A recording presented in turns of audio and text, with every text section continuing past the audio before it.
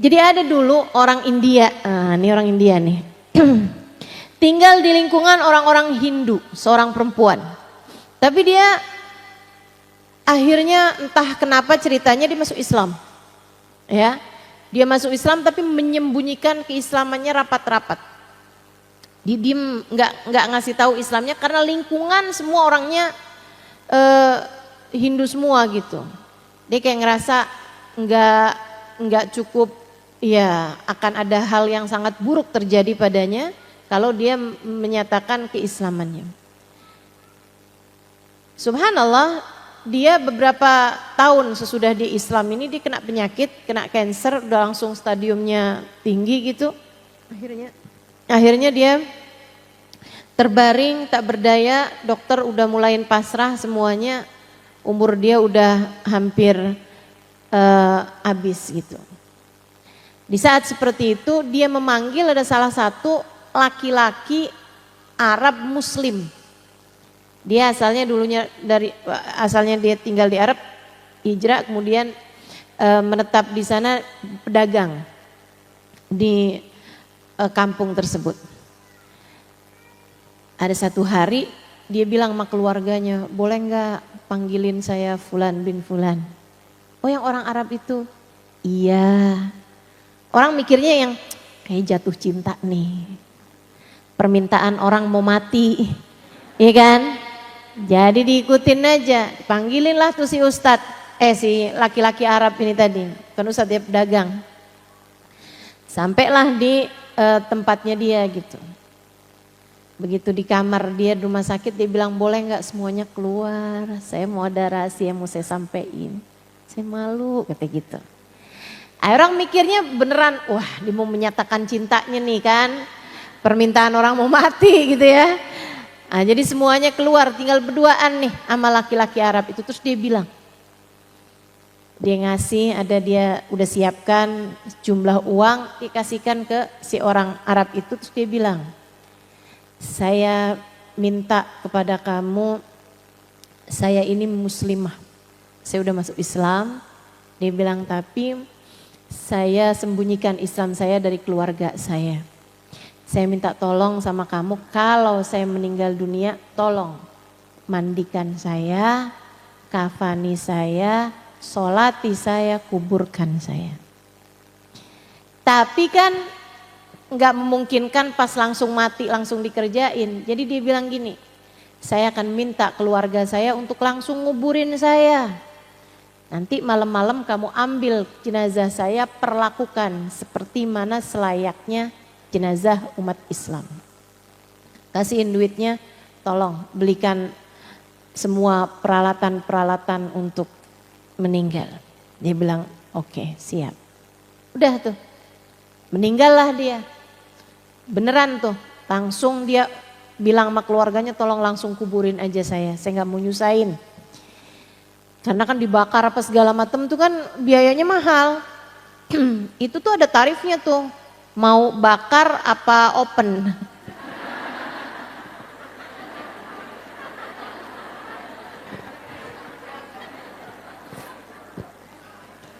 Mau bakar apa panggang ya. Masya Allah. Dikirain bercanda padahal saya serius loh. Ini informasi.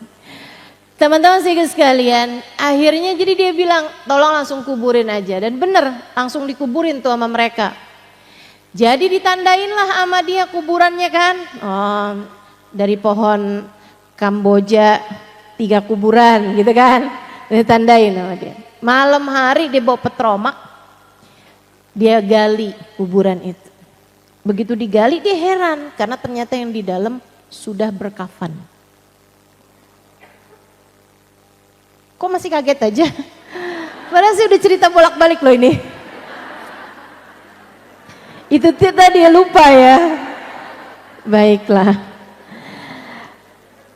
Dia heran, tapi kan karena dia menjalankan amanat temennya, dia pun akhirnya memastikan bahwa yang di dalam nih memang si perempuan itu tadi gitu. Jadilah dilepas sama dia kain kafannya itu yang bagian atas. Saat dilepas, diambil kain kafannya gitu, pas dibuka ternyata jenggotan. Dia bukan perempuan yang meninggal itu, laki-laki, ada tai lalatnya di sebelah sini, bukan perempuan yang meninggal yang dia lihat kemarin itu.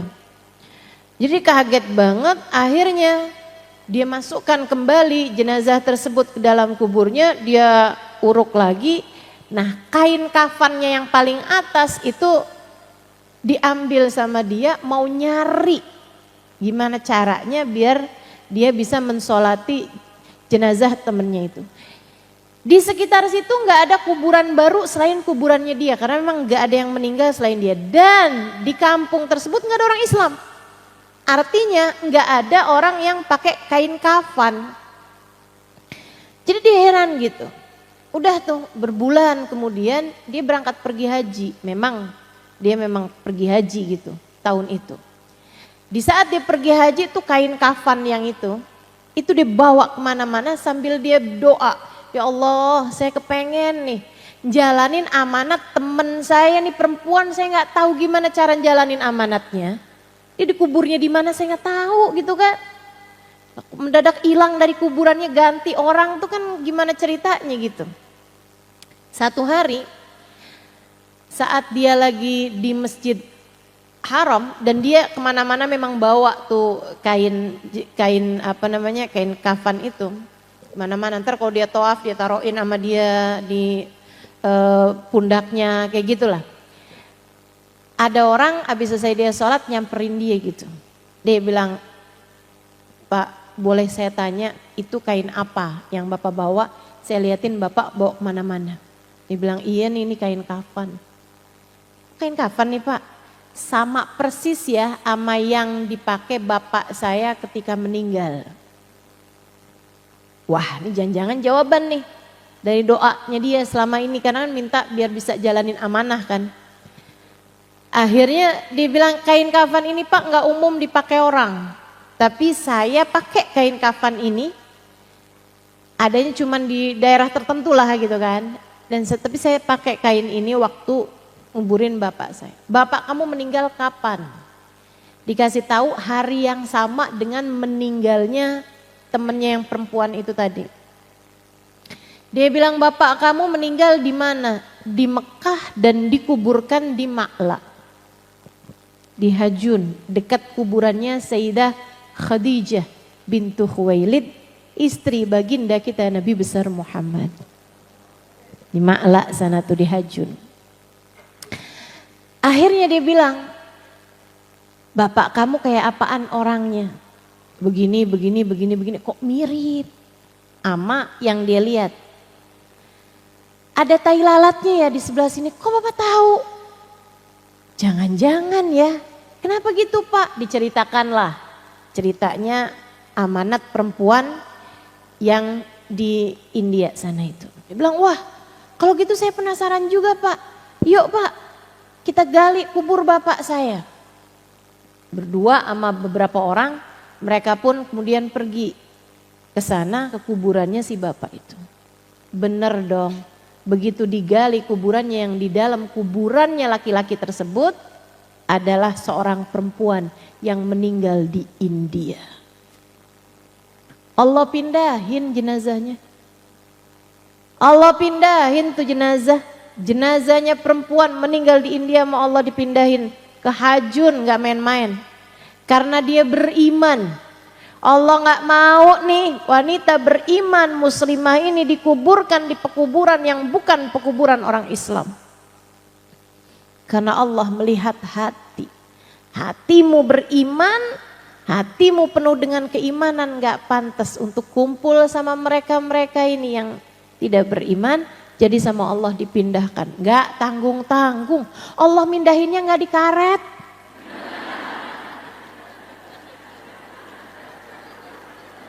Allah mindahin gak di jeruk purut teman-teman. Allah pindahinnya langsung di Ma'la, di Hajun.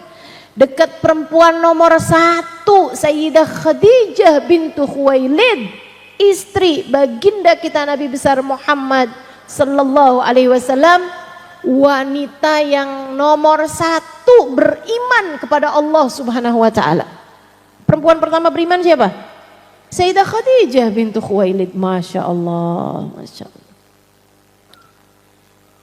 Jadi begitu digali nih, ternyata kuburan perempuan tersebut girang dong. Yang laki-laki ini tadi, alhamdulillah saya bisa jalanin amanahnya. Kalau nggak bingung nih, rupe nih. Duitnya kan rupe namanya ya. Mau dipakai apa, udah dikasih duit gitu. Jadi akhirnya dibeli kain kafan di Mekah, kemudian dia dimandikan di Masjidil Haram, kemudian dia disolati di Masjidil Haram, kemudian dia dikafankan dengan kain kafan, yang dimandiinnya pakai air zam-zam. Oh di sana kan mandiinnya pakai air zam-zam. Habis itu kemudian dikuburkan di Ma'la, di pekuburannya Sayyidah Khadijah. Beruntung nih yang perempuan. Iman itu hanya akan membuatmu berkumpul dengan yang sama denganmu. Yang kesian yang bapak-bapak itu dong.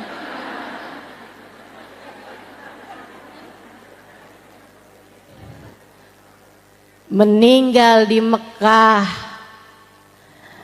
dikafanin pakai kafannya orang Islam, disolatin di Masjidil Haram, dikuburkan di Ma'la, Allah pindahin ke India barengan sama orang-orang Hindu di sana, teman-teman. Sian banget nih orang. Apa artinya? Artinya dia dianggap kayak orang Hindu di sisi Allah. Artinya dia dianggap gak mukmin di sisi Allah. Artinya bukan orang Islam nih dia nih. Sana dah kamu di sana, kumpul sama orang-orang teman-teman kamu di sana. Kenapa kok bisa begitu? Ditanyakanlah kepada keluarganya. Si istri bilang, suami saya tuh sebenarnya soleh sih, sholat gak tinggal, puasa gak tinggal, pernah haji, sering umroh. Tapi sih memang, mohon maaf nih ya, kalau lagi musim dingin, malam-malam habis berhubungan intim, dia suka bilang enak ya jadi orang Hindu, orang Buddha gitu. Enak jadi ashabul hunud. Jadi orang-orang Hindu-Hindu itu dia bilang, kalau habis hubungan nih nggak pakai kedinginan mandi. Kita jadi orang Islam nih ribet nih pakai segala harus mandi, mana dingin lagi. Kayak gitu. Ucapan yang kayaknya dia ngomongnya mungkin kayak bercanda, kayak nggak serius gitu. Tapi itu dia tuh, meremehkan ajaran agama Allah. Melihat kayak ada yang lebih menyenangkan dari menjadi umat Islam. Itu hati-hati teman-teman, hati-hati. Kadang-kadang anak-anak remaja kita, kadang emak-emak juga sih ya, bercanda bawa-bawa urusan-urusan kayak begituan tuh. Jangan. Ntar lo masuk neraka, misalnya gitu kan ya. Terus dibilangin gitu, kayaknya gak serem deh masuk neraka, ada banyak tuh artis-artis Hollywood katanya gitu. Ntar ada Michael Jackson nyanyi, ntar ada ini, suka kayak begituan tuh. Hati-hati teman-teman bercanda yang begituan tuh, jangan dah, jangan. Takutnya Allah lihat hati kamu beneran punya rasa kayak begitu, akhirnya Allah cabut. Oh kamu mau masuk neraka aja ya, udah dah. Jangan. Mudah-mudahan kamu masuk surga, gitu kan, biar ketemu sama fulan bin fulan. Ntar gimana, kalau dia sampai masuk surga gue mendingan keluar lagi. Ada tuh suka ada yang, saya pernah dengar kayak begitu bercandaan. Hati-hati teman-teman, ini saya omongin nih bukan karena apa ya, karena memang mau ngasih tahu. Kadang-kadang kita nih orang-orang awam macam kita nih kalau nggak dikasih contohnya nggak ngeh gitu. Bahwa itu tuh hal yang kadang-kadang suka diucapkan begitu aja gitu. Jangan, kamu bercanda yang lain aja. Bercanda yang lain aja teman-teman. Ada banyak kan bahan bercandaan. Kamu sendiri ngaca tuh kan udah pengen ketawa. Masya Allah. Untuk kita di sini kan ketawa mulu nih. Kita bercanda tapi kan nggak pakai yang urusan dosa gitu. Jadi kalau kamu mau bercanda silahkan bercanda, akan tetapi jangan bawa-bawa hal-hal yang bisa mendatangkanmu kepada murkanya Allah, kepada murkanya Allah. Jadi bercanda yang lain aja, nggak usah bawa-bawa urusan agama. Ya, silahkan apapun kamu bercandain, yang penting jangan bercandain urusan agama. Jelas? Sebab iman bisa saja terkeluar dari dalam hatimu ketika kamu tidak melihat Islam, iman sebagai sesuatu hal yang besar, sebagai sesuatu hal yang paling besar. Inna dina indallahil Islam. Sungguhnya agama yang diterima di sisi Allah adalah agama